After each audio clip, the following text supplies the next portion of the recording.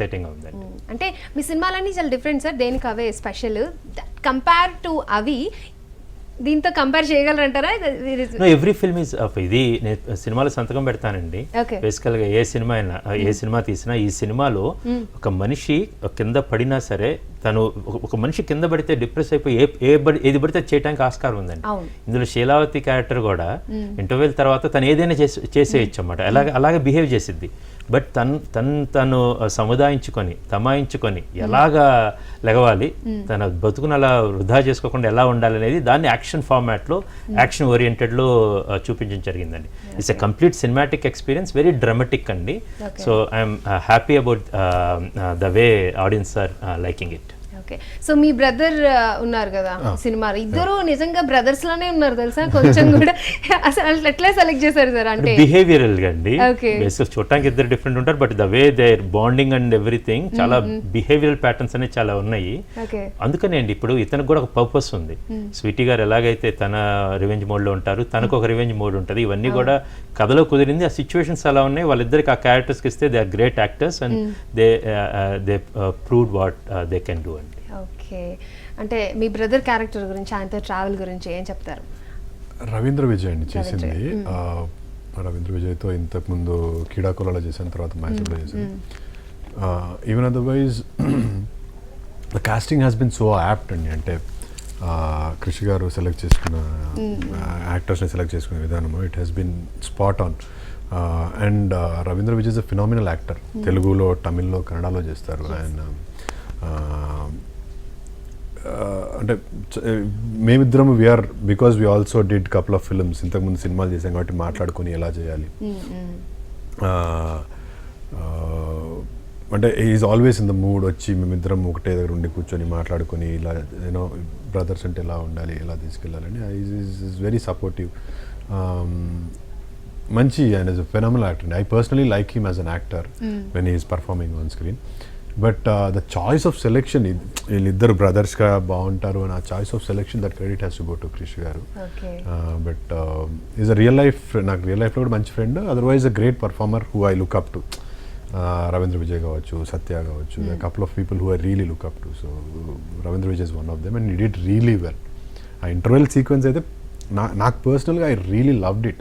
నేను ఎన్నిసార్లు డబ్బింగ్ చెప్పా, మళ్ళీ చూసా, మళ్ళీ ఇంటర్వెల్ సీక్వెన్స్ చూసుకున్నప్పుడు నా మీద నాకే కోపం వచ్చింది. It's like that. అప్పుడు ఎడవని సోల్ లేదండి థియేటర్లో. ఇంటర్వెల్కి కంటి తడిరాని సోల్ లేదండి. ఎవ్రీబడి థియేటర్ అయిపోయిన తర్వాత ఒక్కసారి స్టన్గా ఉంటారు అన్నమాట. అది but that emotion which will make her rampage and race go further. Sir casting గురించి మాట్లాడారు క్రిష్ గారు. నిజంగా చాలా పెక్యులర్గా, చాలా డిఫరెంట్గా ఒక్కొక్కరిని ఇలా పిక్ చేసుకున్నట్టు అనిపించింది. బట్ ఆ పర్ఫార్మెన్స్ కూడా 100కి 200% ఇచ్చారు ప్రతి ఒక్కరు. అంటే సార్ మీరు రాసుకున్నప్పుడు స్క్రిప్ట్ ఈ క్యారెక్టర్కి వీళ్ళని ముందే ఫిక్స్ అయిపోయారా సార్? అవునండి, మోస్ట్ ఆఫ్ థింగ్స్ ఇది. బట్ కొంత టైం పడుతుంది అది బేసికల్గా. కాస్టింగ్ అనేది మోస్ట్ ఇంపార్టెంట్ థింగ్ అండి.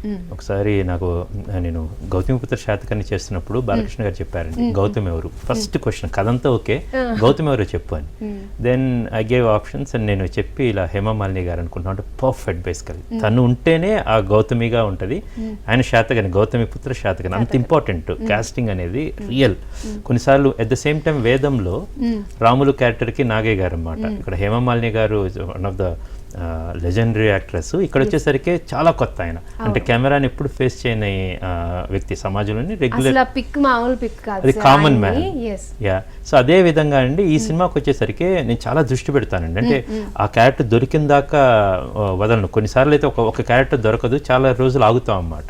సేమ్ థింగ్ గమ్యం సినిమాలో రావు రమేష్ గారు ఆ క్యారెక్టర్ కోసం 1-2 అలా అనుకుని కూడా లేకపోతే ఆ సీక్వెన్స్ షూట్ చేయలేదు. మిగతా వెళ్తా ఉన్నాయి, వస్తారు. రావు రమేష్ గారు కావాలని తెలుసు అన్నమాట. రావు రమేష్ గారిని అప్రోచ్ అయ్యి ఆయన చేసిన తర్వాతే, ఆయన కాస్టింగ్ చేసిన తర్వాత ఆ సీక్వెన్స్ షూట్కి వెళ్ళాం అన్నమాట. చాలాసార్లు జరుగుతూ ఉంటాయి చిన్న క్యారెక్టర్ల కోసం, పెద్ద క్యారెక్టర్ల కోసం కూడా అన్నమాట. ఈ సినిమా నేను ప్రతి సినిమాలో చేస్తాను. ఈ సినిమాకి చాలా కొలతేసినట్టు కుదిరిందండి.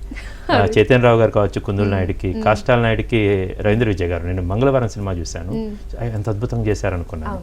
అదేవిధంగా విక్రమ్ ప్రభు గారు కావచ్చు, ఆయన సినిమాలో అనేకమైన చూశాను. ఆ క్యారెక్టర్కి అలాగే ఆయనే కావాలి.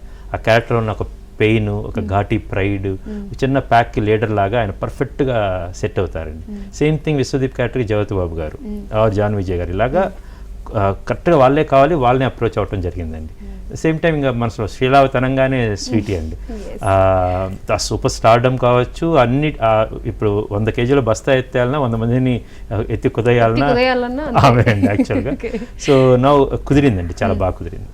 నేను coming to character names sir, Kundala Naidu, Kastala something, ఈ పెక్యులర్ నేమ్స్ ఏడ దొరుకుతాయి సార్ మీకు నార్మల్గా? పెట్టాలండి బేసికలీ. అంటే సెర్చ్ చేస్తారా, ఏమైనా రిఫరెన్స్ తీసుకుంటారా? ఆ వరల్డ్లోకి వెళ్తాం కాబట్టి ఓకే, మేము కావచ్చు, రచయితలు కావచ్చు, చింతకింది వారు కావచ్చు, చింతకింది శ్రీనివాసరావు గారు కావచ్చు, సాయిమాధవ్ గారు కావచ్చు. సో వి డిస్కస్డ్ ఈ పేర్లు ఇలా వీళ్ళకి ఈ పేర్లు ఉంటే బాగుంటుంది అని. ఆ పేర్లు పెడితే కనుక వాళ్ళ క్యారెక్టరైజేషన్స్ అంతా కూడా మన మనసులో ఉంటుంది, యాక్టర్స్ మనసులో కూడా ఉంటుంది. చివరి దాకా ఒకే ఆర్క్ పర్ఫెక్ట్ గా ఉంటుంది. ఇప్పుడు బయటకు వచ్చి ఆడియన్స్ మైండ్ లో కూడా ఈ పేరు చాలా బాగుందని చెప్పి అది మైండ్ లోకి వెళ్ళిపోదు సార్. కొత్త ప్రపంచం అండి. మనం ప్రతి దాంట్లో చేసే ప్రతి క్రాఫ్ట్ లో లేజినెస్ లేకుండా ఏదో పేరు పెట్టేయచ్చు, విలన్ అనే ఏదో పేరు పెట్టేసేయచ్చు. కాకపోతే అందులో లేజినెస్ లేకుండా రైటింగ్ లో చాలా ఆలోచించి ఒక పాత్ర పేరు పెడితే అన్నమాట దట్స్ ఏ గుడ్ రైటింగ్ అవుతుందండి. లేజినెస్ ఇన్ రైటింగ్ కొత్త వర్డ్ ఉండకూడదండి బేసికల్గా. ఒకసారి చాలా మహాకవి ఒక ఆయన అన్నారన్నమాట, రవిశాస్త్రి గారు విశ్వనాథ్ గారు తెలియదు, నాకు గుర్తులేదు, ఏ దరిద్రం ఉండొచ్చు కానీ భావ దరిద్రం ఉండకూడదు అన్నమాట. భావాల దరిద్రం ఎందుకు దాన్ని వెళ్ళొచ్చని బేసికలీ. నేను ఎవరు చెప్పారో ఉదహరించలేదు, కరెక్ట్గా తెలియలేదు, గుర్తు రాలేదు. బట్ ఎందుకని అది పేపర్ మీదే కదండి గట్టిగా రాయటం.